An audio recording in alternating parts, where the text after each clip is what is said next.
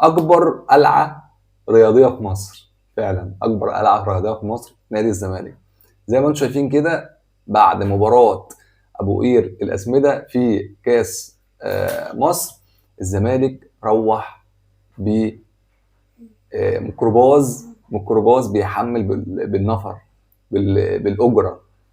لعيبه الزمالك زي ما انتم شايفين كده مروحين في ميكروباص، الا واحد بس ابو 100 مليون طلبوا له اوبر، زيزو. زيزو طلبوا له اوبر علشان 100 مليون، عشان بس يا حبيبي، عشان الازمه اللي عندهم حاليا. الزمالك بيعاني من افلاس النادي، فطبعا هيجدد خلاص لزيزو ب 100 مليون. فمش عارف ازاي مروحين بميكروباص واوبر و...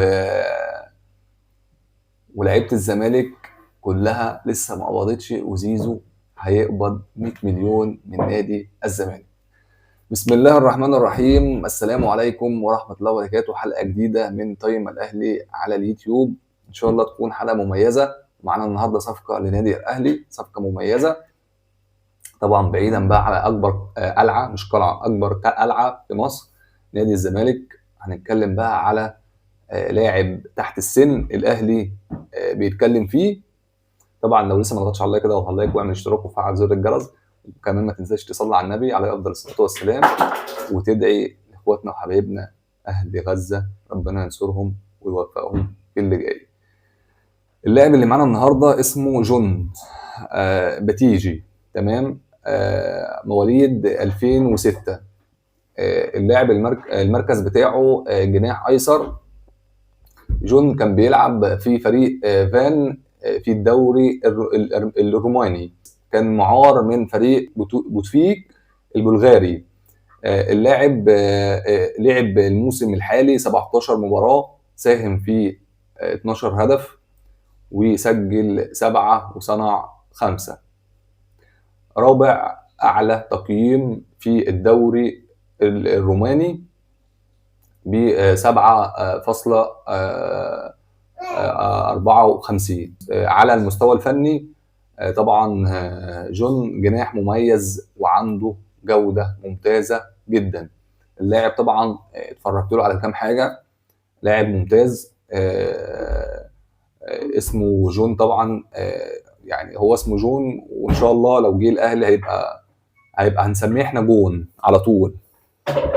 فطبعا الاهلي داخل في الصفقه ديت تحت السن، مش هيتأيد يعني زي اللعيبه الكبار، علشان طبعا القايمه بتاع الاهلي دلوقتي حاليا بعد رحيل بيرس تاو الى قطر القطري رسميا خلاص، ورفع اسم رضا سليم من القايمه، فاصبح الاهلي ليه مكانين يقدر يجيبهم من بره. يعني طبعا اللاعب علي معلول هيتأيد، هيبقى الاهلي يبقى ليه اسم واحد. ففي صفقه فوق السن هتيجي للنادي الاهلي الفتره اللي جايه، والاهلي هيعلن عنها ان شاء الله، وهنطلع نتكلم عليها الفتره اللي جايه.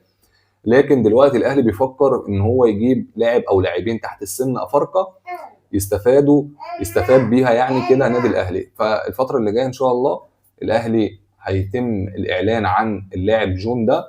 الصفقه يعني شبه ان هي منتهيه، الاهلي بيخلص فيها. امير توفيق اتحرك فيها خلاص بشكل رسمي. وطبعا اللاعب يعني احنا مش هنخسر حاجه، يعني اللاعب تحت السن احنا مش هنخسر حاجه لما يجي، زي ما لعيبه كتير جبناها. كريستو برضو اللاعب التونسي واللي هو بيلعب حاليا دلوقتي في الصفاقسي. يعني جبنا لعيبه كتير، احنا ما استفدناش بالمرحله دي، بس ممكن يعني بعد كده لما تجيب لاعب ولاعبين وثلاثه كده تحت السن ممكن يطلع منهم واحد افضل من اي لاعب تاني، فتقدر يعني يقدر يقعد معاك بقى معايشه جامده جدا في نادي الاهلي. يعني ممكن يقعد معاك فوق ال7 10 سنين معاك هنا. فالاهلي اي فرقه لما بتعمل صفقات بالشكل دوت بتعملها على اساس كده، لا هم عارفين ان اللاعب ممكن يجي بنسبه 50% ينجح وبنسبه 50% ما ينجحش. فالاداره نفسها مش خسرانه حاجه. على فكره اللاعب بيجي بمبلغ قليل جدا، يعني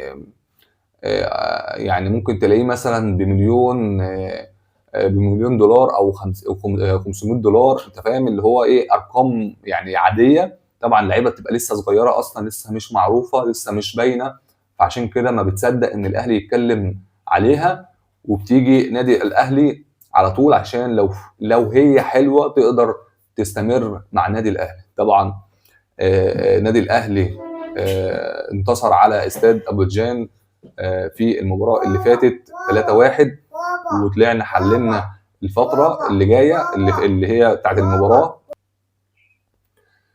فالنادي الاهلي طبعا حللنا المباراه بتاعت استاد ابوجان اللي فاتت، وطبعا قلنا كمان التقييمات بتاعت اللعيبه، وطبعا الاداء ما كانش عاجبنا خالص، ومستنيين الاهلي الفتره اللي جايه يحسن من ادائه. احنا بنفوز وكل حاجه، بس عايزين الاداء علشان خاطر نستمر في اي مباراه بعد كده من المباريات اللي جايه.